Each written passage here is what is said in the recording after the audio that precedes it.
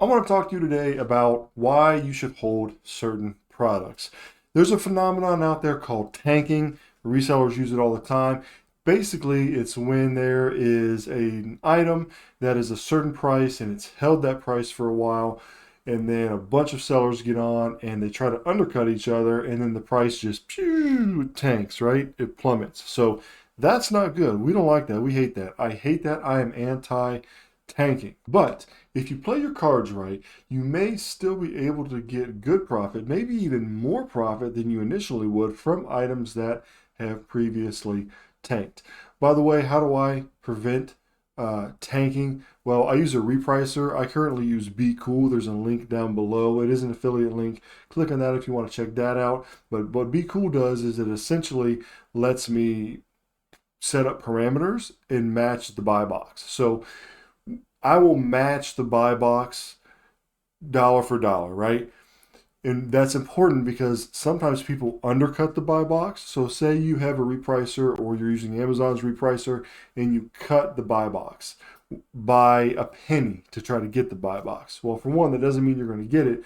But two, if you drop a penny, then the next person drops a penny, then the next person drops a penny. And if everybody has this automation on, it just keeps going down and down and down. Then you have a $40 item that it turns into a $20 item in no time. So if you're using a repricer, make sure you use it correctly. And I recommend not undercutting like that. Now, there's all kinds of variables and business philosophies on why people undercut, but I hate it, right? So my thing is there's enough buyers out there on Amazon for us to keep a $40 product at $40 and not drop it to $25. So that's my thought. But if you hold items that have tanked, you can always get more back most times. So I guess I shouldn't really say always because it's not 100% of the time, but a lot of the times. So we're going to look at two examples of items that this has sort of happened on that I've noticed recently. This right here is the Old Spice body wash for men royalty 4-pack. Okay, I bought this a while ago. Had a video about it, and so I was paying about $3.50 for a 4-pack. All right, and then so that's about what 14? No, I'm sorry, I was paying $3.50 for each, so a 4-pack would be $14. So let's go over here to this app. This is Profit Guru. There is a link down below, an affiliate link, and there's some codes as well if you want to try this software out. What it does is it tells you a bunch of different things. It can give you profit calculations, which is what we're going to use right now. And then it can also give you sales data that if you don't necessarily have Keepa, that you can still follow along with the graphs. So you don't need a Keepa subscription to be able to use this feature if you're subscribed to a Profit Guru. And then it gives you the graphs here for the sales data that we're going to look at here in a minute.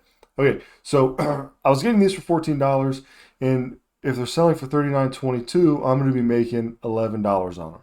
Okay, that's awesome. Now, the desired ROI I have on this app is set at 30, so I would have to spend $19.41 to make 30% profit at this $39.22.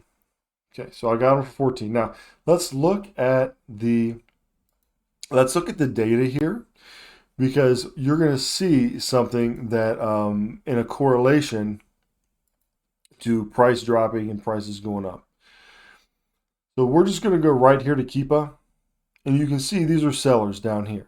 Okay, lots of sellers, not a lot of sellers, and then the sellers start sort of climbing back up. This is the 3-month view. Let's look at the year view. So if you would have bought these in March, so say you found these out in the store and you said, oh man, $49, that's going to be awesome.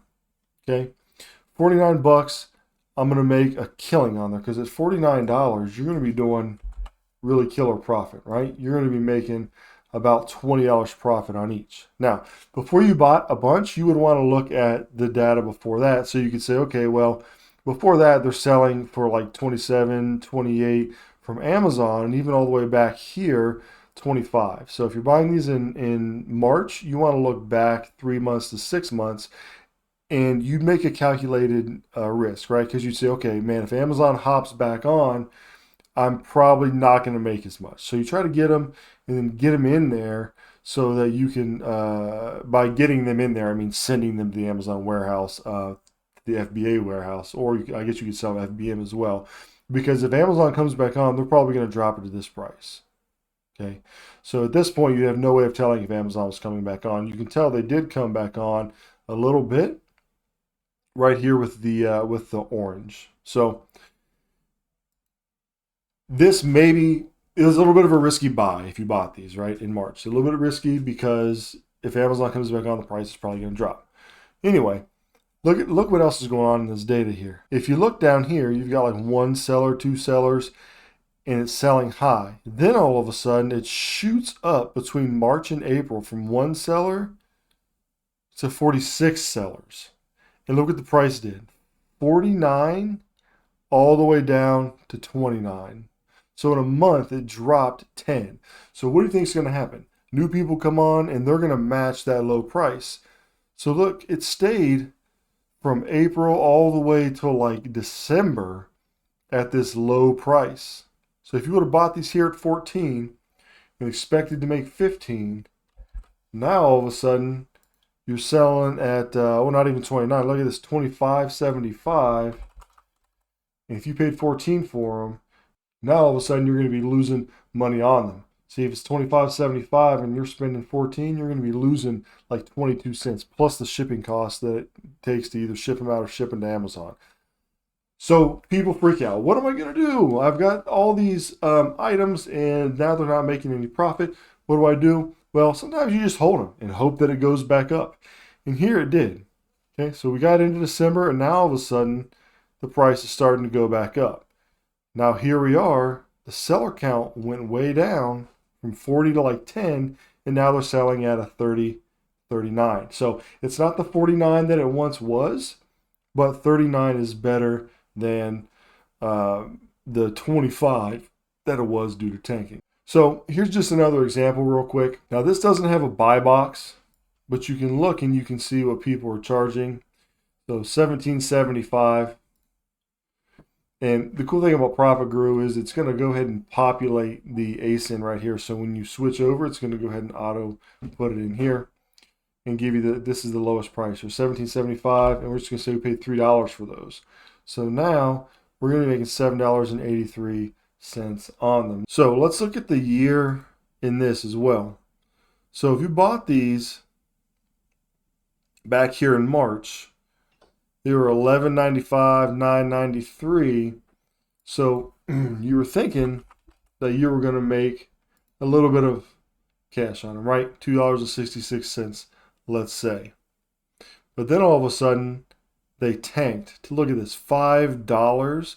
And you can see the correlation, right? Like you can see that how there's little sellers, higher price, higher sellers, amount of sellers, lower price. So they had dropped these all the way down from, let's just say, the end of March all the way until like December, January of this year. They stayed down. It took until about December for it to even get back to that $10 price, which is no good because if we come over here and look again, you're going to sell this for $6, you're now losing money. However, if we hold on to them, now all of a sudden, look in January, you're up to like 15 or that 17.75, which is what it is now. And so you're going to be making some even better cash than you would if you would have sent them in when you first got them. That's sort of how I handle things that tank. You just hold out. Some things you can anticipate that they're going to tank, and some things you can't.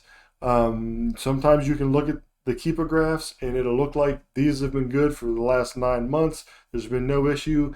And then all of a sudden, a bunch of sellers get on and then the price just tanks.